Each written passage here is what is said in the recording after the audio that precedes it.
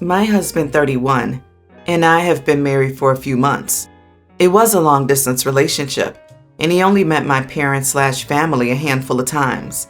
Usually when my family visits, I cook their favorite meals, and my husband does not like any of those meals. He always complains about not finding something to eat, despite my offering to include his favorite meals.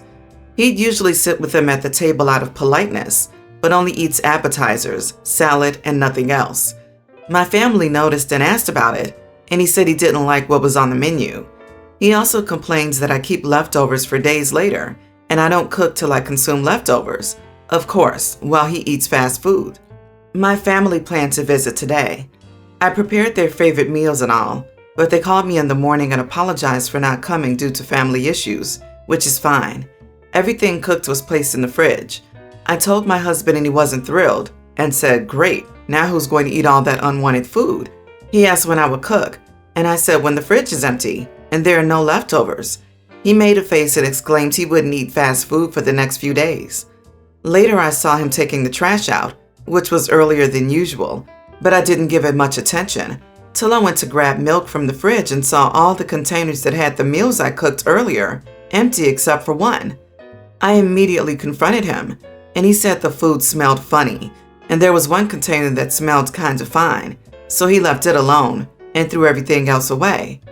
I blew up on him, calling him nuts and unreasonable to throw away edible food and let it go to waste, just because he wanted me to cook fresh meals that he likes. He argued that I shouldn't be cooking my family their favorite food every time and just have them eat what we usually eat. He said that he was so tired of eating fast food until I was ready to cook again. I told him I wouldn't be cooking again after this stunt, and that he needed to deal with it after throwing away money and energy I spent on the food he threw away. He said I couldn't blame him because my family chose not to come, and they were the ones who wasted my efforts. I refused to argue further after I said he could have told me to send the food to my family instead of throwing it away. He apologized for not asking me first, but he still says I went overboard by saying I won't cook for him again. He just left to meet his friends to vent, and I'm still upset over what we both said to each other during the fight.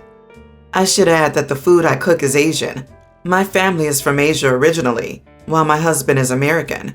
I learned to cook his favorite meals, but he has never been open to trying and cooking by himself, saying it's never going to work, and he'll never make a single decent dish. He said cooking just isn't his thing, and called it a lost cause. Not the idiot. You might have rushed into getting married a little quickly. The fact that he decided to get rid of food you made and would eat because he didn't like it is a huge red flag. He threw it away because you said you wouldn't cook any more food until the food in the fridge was gone. He turned your words, so getting rid of the food is a major idiot move.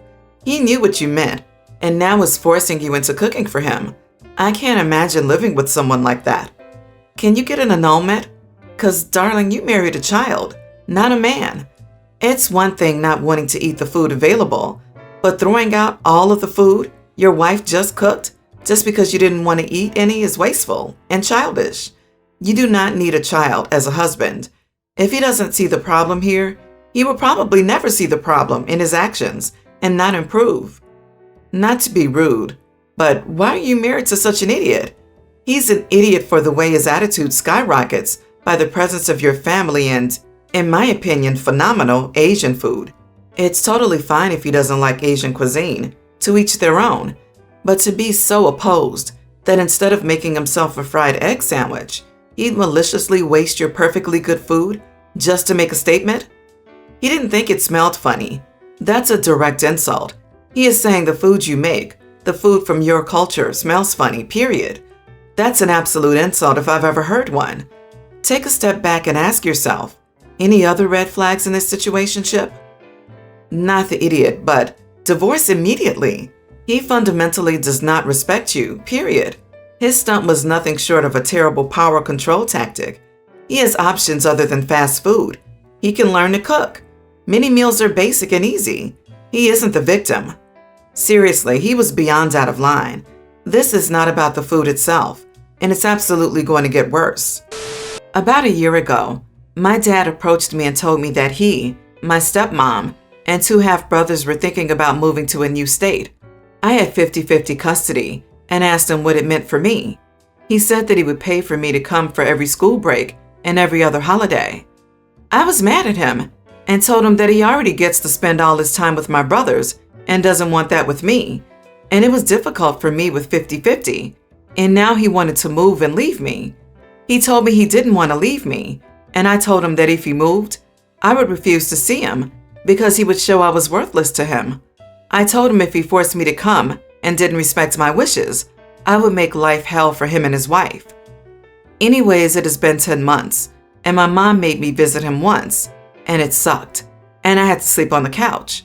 I refused to go back, and my dad texts, calls me every day, and I do not respond.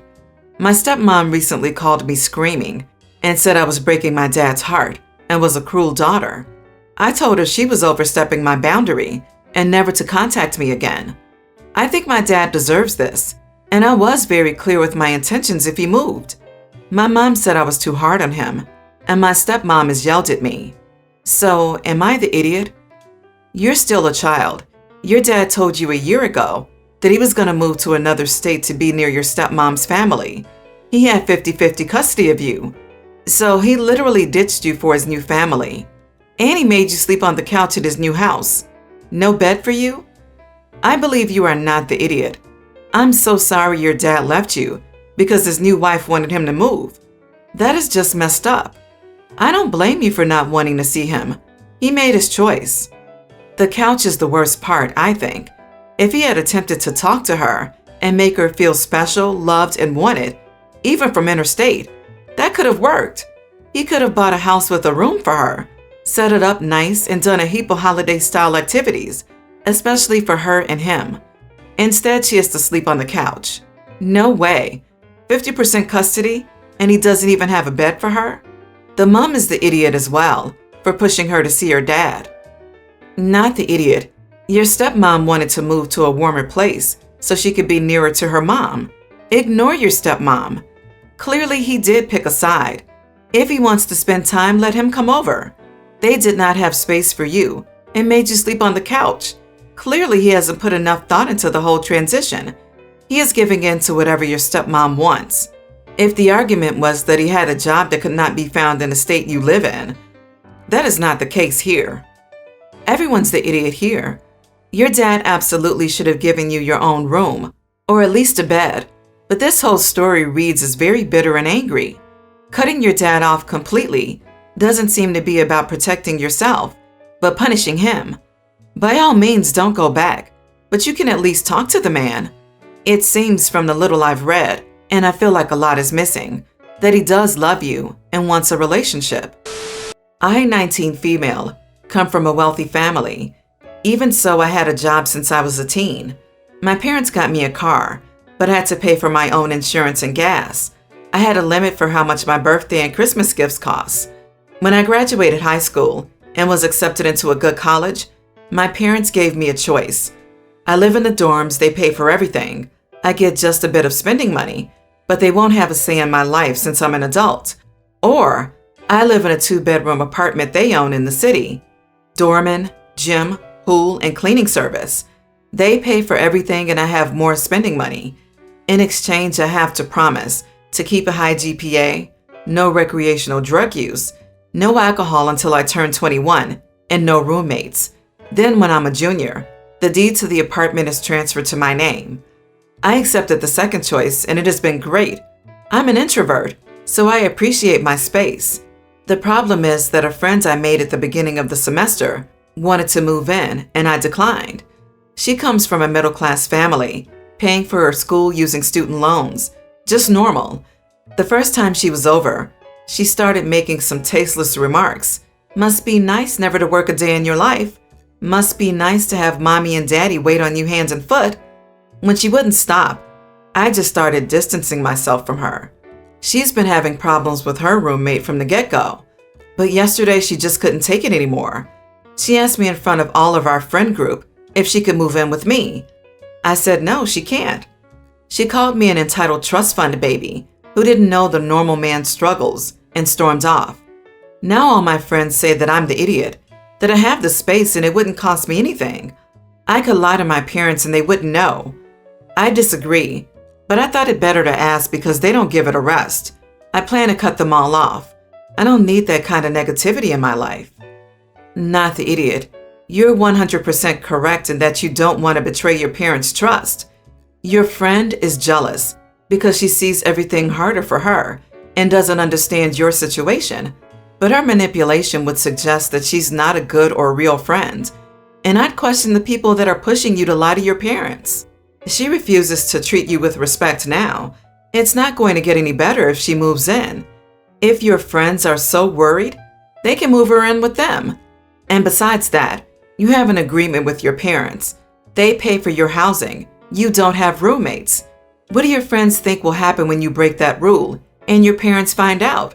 Because they will find out. Not the idiot. Your friends are, though, all of them. All of these people expect you to 1. Lie to your parents who are your parents and are very generous, loving, and guiding with you. No. Number 2, jeopardize your future? Hard no. Anyone else's problems with your roommates are not your problem, and I guarantee the one asking is the one who is the problem in their current situation. I love how these types of people shame you for being a trust fund baby, but want to take advantage of you and love that you have the means when they want something. Users are what they are. Keep your solitude and drop the idiots. Get your degree and enjoy your life. You don't owe any of these people anything, and neither do your parents. I, 23 male, have been dating my girlfriend, Jane, 21, for nearly a year. We go to separate colleges about 40 minutes away from one another, but we still see each other multiple times a week. I've noticed that she always prefers to come to my apartment in a small town, rather than me visiting her at her apartment. When we talk about family, she is always very reserved and tells me that she's not close with hers. As far as friends go, I've met a great deal of her high school and college friends that all seem average. Now, she's always presented herself as a broke college student and will actively say that fact whenever money comes up and laughs it off.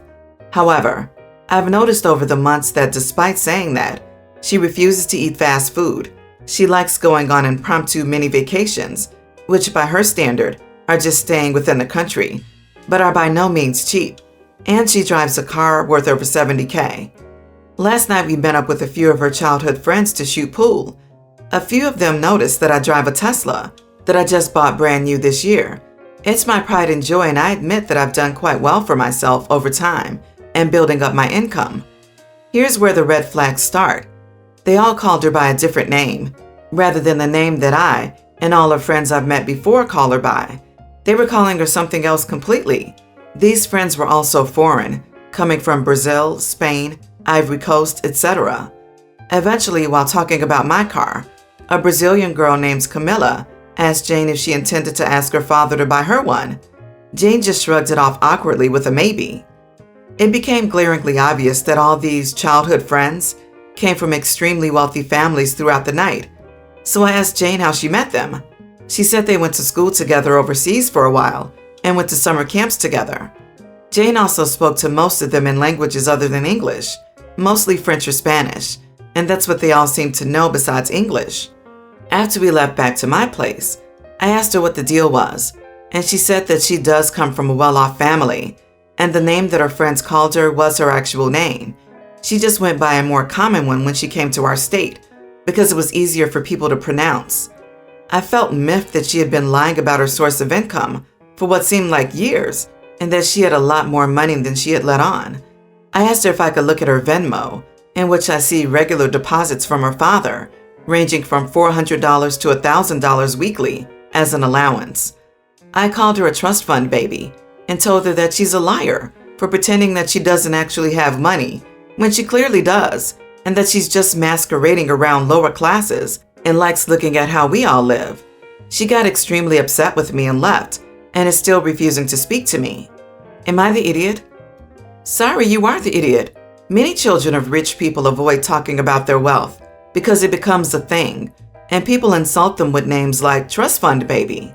The whole reason people with money avoid talking about it is to avoid it being made a big deal of by people like you, and avoiding people who are only there for the money. Her money is none of your business. If you were married, fine. She should say something. But dating less than a year? Nope. Yep, OP is just jealous because he thought he was a big shot, that she'd be impressed by his car and money. But there is always somebody with more money, a flashier car, etc. And when OP realized she grew up around wealthy people, he couldn't handle it.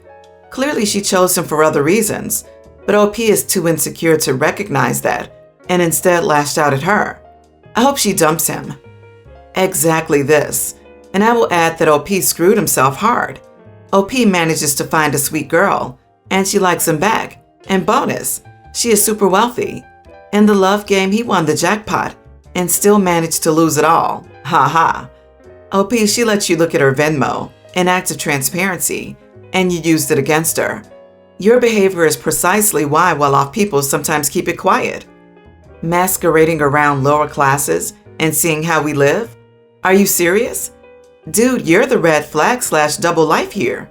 On what planet can a lower class 23-year-old college student afford a brand new Tesla? You aren't lower class, dude. Get off your high horse.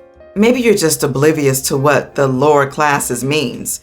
But either way, you are the idiot. 38 male dad here, and I have 2 daughters. Amy, young teen. Ava, teen. And my wife is the same age as me. So my wife has a younger brother, my brother-in-law. Let's call him Mike. He's around 32. He's an okay guy. My wife likes him because that's her younger brother. So today in the afternoon, my daughters and I were chilling at home in the living room, just watching some TV. Then my wife comes in and she says, "Kids, Uncle Mike is going to come visit. Go put on some pants." That's what they call him. My daughters like wearing shorts around the house because it's comfortable. And as a father, I don't have a problem with that, especially here in the Florida heat. Before I go into what we all discussed, I will say this. My daughters have told me that Mike has given them the creeps before, and often he's made them uncomfortable before, and they don't feel comfortable around him. So since my daughters have told me that, I told my wife that he isn't welcome in our house if our kids aren't comfortable. My wife at that time didn't believe me, I guess. She just ignored it, you could say. Now we come to what we discussed in the living room. Now my daughter said, "Ugh, why is he coming? And why do we have to wear pants around him?" My wife said, "'Cause he's my younger brother, and he's your uncle, so you better respect him. And you do as I say, so I'm your mother." I told my wife, "Babe, the kids told me before they aren't comfortable around Mike, and this is their house, and they're free to wear what they want. You can't force them to change into pants, and they don't want to. They're comfortable in what they're wearing, and it's fine."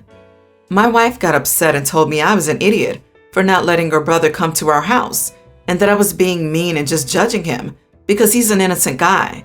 But I know, though, what I did was good for my daughters, as their safety is my #1 priority. But I also feel some guilt. Am I the idiot? Not the idiot. Your wife told them to change out of shorts into pants because he was coming over? But sure, he's not creepy at all. Wife doesn't want to admit it, or is blind in sending her daughters the wrong message. Don't make girls change for men, because it teaches them that men's poor behavior is the woman's responsibility and how she dresses. Not the idiot at all. I don't care who you are. If you make my kids uncomfortable, your butt is banned from my house. And what kind of misogynistic nonsense is your wife spouting about them having to wear pants? If they can't wear shorts around him, that is a huge red flag. They have every right to be comfortable in their own home. If her brother can't be around his nieces because they're wearing shorts, that's a warning flag. If your daughters have said they don't feel comfortable around him, that's a warning flag. The fact that your wife is going out of her way to make your daughters change their clothes not to trigger her brother is very bothersome. Your wife may love her brother, but that doesn't change the fact that your kids don't feel safe around him. Your wife can visit with him someplace else. You are not the idiot. Trust your gut. Trust your daughters.